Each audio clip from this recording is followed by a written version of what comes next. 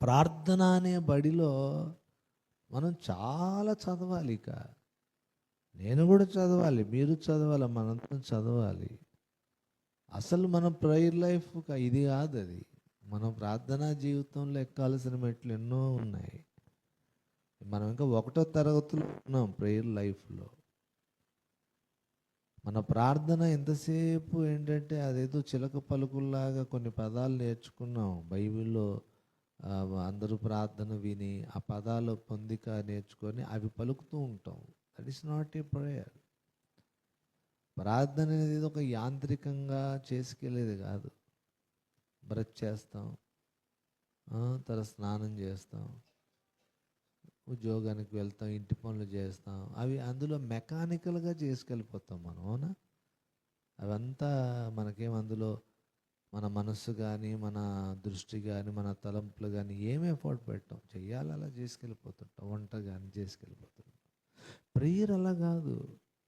Prayer అనేది ఒక బలమైనటువంటి పోరాటం, అది యుద్ధం. అది ఇందులో మన శరీరం, మన మనస్సు, మన ప్రాణం, మన ఆత్మ అన్నీ ఇన్వాల్వ్ అయిపోవాలి. డీపెస్ట్ మిస్టరీ అన్నమాట ఇది. ప్రార్థనలో దేవుని సింహాసనానికి దగ్గరగా వెళ్ళాలి. ఈ ప్రపంచ వాతావరణం అంతటిని కూడా దాటి నీ ఆత్మ వేరొక లోకంలోనికి వెళ్ళాలి. ఆత్మల ప్రపంచానికి నువ్వు టెలిపోర్ట్ చేయబడాలి. అది అసలైనటువంటి ప్రార్థన. ఎన్నిసార్లు మనం ఆ ఎక్స్పీరియన్స్ అనుభవించని చెప్పండి. ప్రార్థనలు ఇక్కడే ఉంటాం మనం. మన మనస్సు, మన అన్నీ ఇక్కడే ఉంటాయి. ఎక్కడికో మనం వెళ్ళేది ఉండదు. ఎక్కడికో మన ఆత్మ దేవుని సింహాసనాన్ని దర్శించేది ఉండదు. ఇక్కడే అడ్రస్ చేస్తుంటాం కాబట్టి మన కాన్సన్ట్రేషన్ వెంటనే డివియేట్ అవుతుంది. మన పక్కన ఏదైనా అరుపులు వినే ఉన్న ప్రార్థనలో అదేంటి ఇదేంటి ఇదేంటండి. కొంతమంది ప్రార్థనలో అస్సలు ఏకాగ్రతయే కుదరదు. ఏదో మాట్లాడతారు, ఫోన్ కలవదు అవతలకి. ఎంగేజ్ వస్తుంటుంది. ప్రభా ప్రభా ప్రభా ప్రభా స్తోత్రం అంటే అవతల ఎవరు మాట్లాడినట్టుగా ఏమి అనిపించదు. ప్రేయర్ సింపులే, బేసిక్. ఆయనతో మాట్లాడడం, ఆయన ముఖం దర్శించడం అనే ఆ బేసిక్సే. నువ్వు ఎంత గొప్ప ఉన్నతమైన మెట్టు మీదకి వెళ్ళినా అవే ఉంటాయి.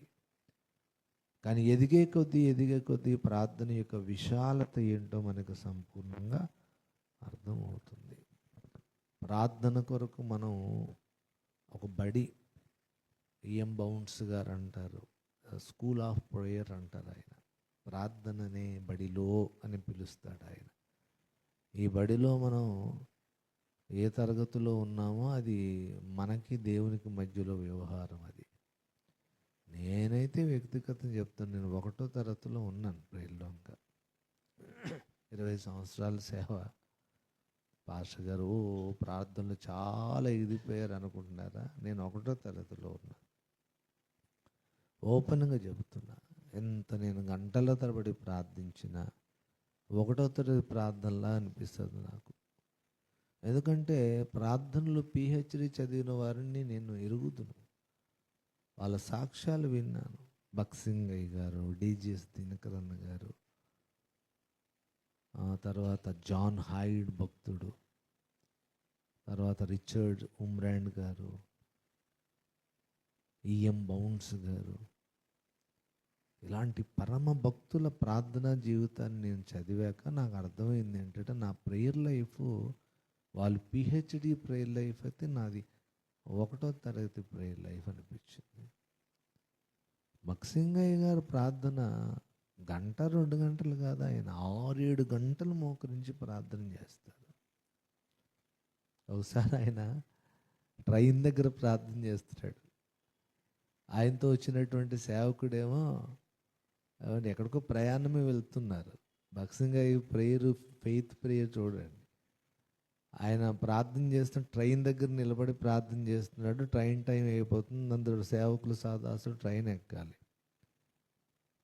ఆయన ప్రార్థన చేస్తూ ఉంటుంటే ఆయన సహదాసులేమో ట్రైన్ కిటికీ పట్టుకొని ప్రేయర్లో ఏకీభవిస్తున్నాడు. బక్సింగయ్య గారు ఎందుకు అలా కిటికీ పట్టుకున్నామంటే ట్రైన్ కదిలితే ఎక్కేద్దామని మీరు ప్రార్థన అంత తొందరగా ఆపరు కదా అంటే ఆయన అన్నాడు, పిచ్చోడా, ట్రైన్ డ్రైవరు జెండా ఊపే గార్డు కూడా నాతో పాటు ప్రేయర్లో ఉన్నారు, ట్రైన్ ఎక్కడికి వెళ్తున్నారు?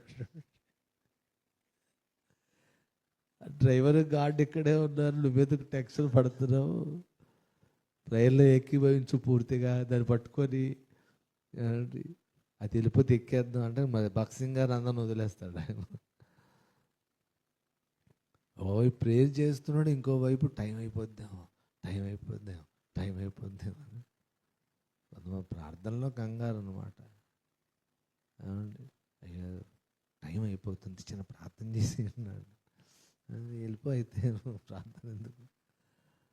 ప్రార్థన యొక్క విలువ ఏంటో ముందు మనం గ్రహించగలిగినాడు ప్రార్థనలో ఒక్కొక్క మెట్టు ఎక్కగలం. ప్రేయర్ యొక్క ప్రయారిటీ, విలువ, దాని శ్రేష్టత, దాని ఇంపార్టెన్స్ అనేది మనకు తెలియాలి ముందు. ఇలా